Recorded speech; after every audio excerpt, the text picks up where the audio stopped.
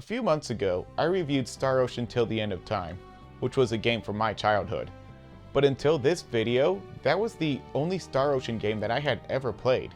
I was curious about the earlier games for a very long time, but I never got around to it until now. And I figured I just might as well start at the beginning.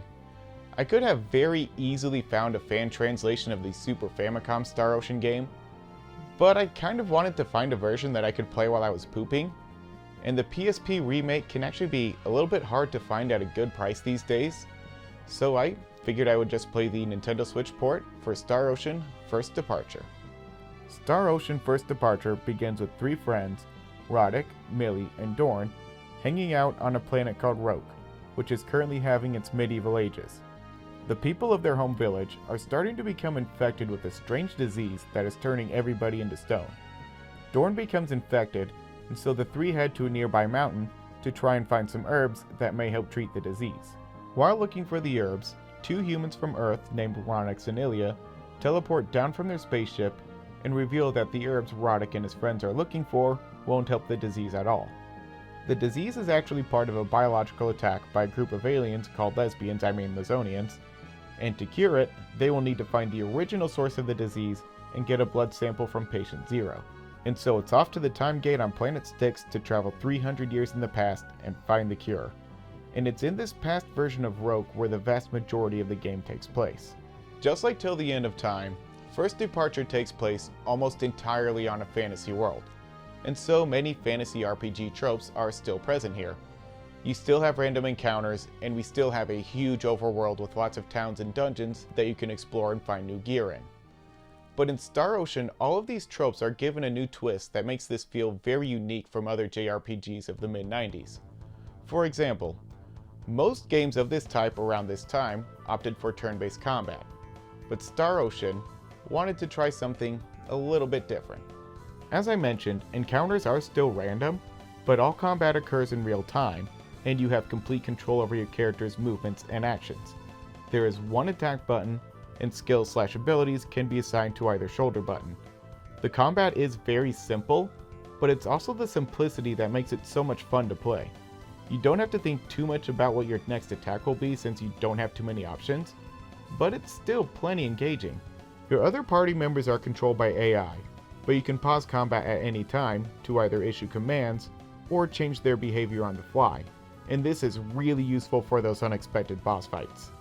And even though each character has a few different options that you can set the AI to, they all boil down to one of two things: either going completely f***ing balls to the wall, or they just stand around with their thumb up their ass. Even if the combat is a little bit repetitive, it's still a lot of fun, and that fun makes exploring the world feel like so much less of a chore than it does in other RPGs. Plus, there's just something about the look of this game that makes me really want to see as much of the world as humanly possible.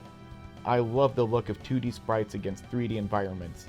It reminds me a lot of the original PS1 version of Dragon Quest VII, only this game feels a lot more anime. There are even a few cutscenes that are animated in an anime style, and I am a total sucker for that sort of thing.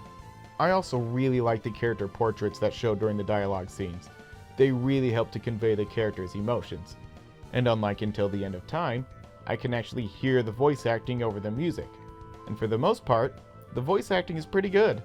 There aren't any lines that really stick out in my memory as sounding especially bad or awkward.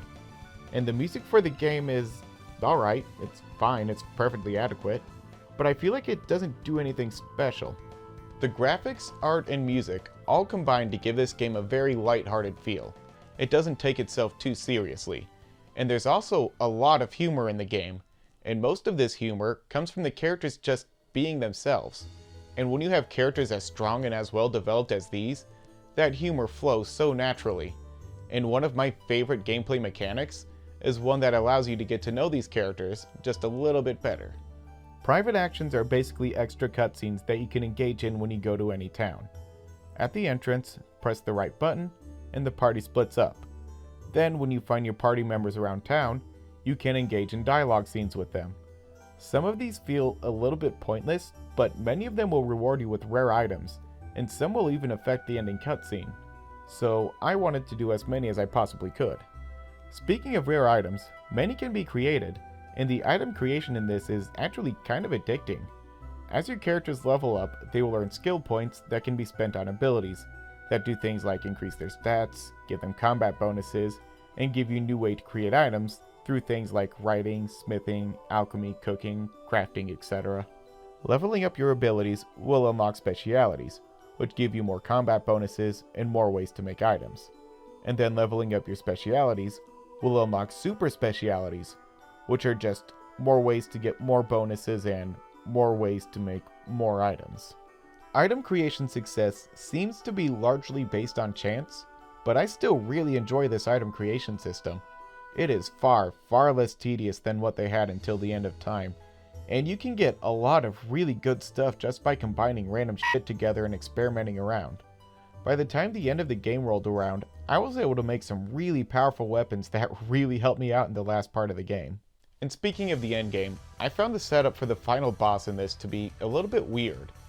The whole story is about finding the cure to this disease and saving all of your friends. But then once that is accomplished, the story just sort of keeps going. And these events aren't totally disconnected from the main story, so it doesn't come completely out of nowhere. But the story still goes on for about 3 hours longer than it really needs to. A lot of the times when I go back to play the first game in a long-running series, I find that the game usually has what I think people refer to as first game syndrome, where many of the ideas that make the series what it is are present, but not fully developed. And I don't feel like that is the case with Star Ocean. Like they knew what a Star Ocean game would be right off the bat, a fantasy hack and slash RPG with sci-fi elements. Now this could be because I'm playing an updated version of the game, but that doesn't change the fact that this feels like a Star Ocean game, rather than the prototype for a Star Ocean game. Overall, I really enjoyed my time with Star Ocean First Departure, and I'm happy that I finally got around to playing it. I remember seeing the PSP version for sale at GameStop for pretty cheap around when it came out, and to this day I have no idea why I didn't pick it up then. But now that I've actually played it, I really wish that I did. This is the kind of game that I would have poured so much time into while I was in college. Thank you so much for watching my review of Star Ocean First Departure. Click the video on screen if you want to check out my review for Star Ocean Till the End of Time. And if you enjoyed this one, please give it a thumbs up and let me know about it in the comments down below. Subscribe to the channel if you're not already. I upload on Saturdays. Follow me on Twitter, and I hope to see you next time.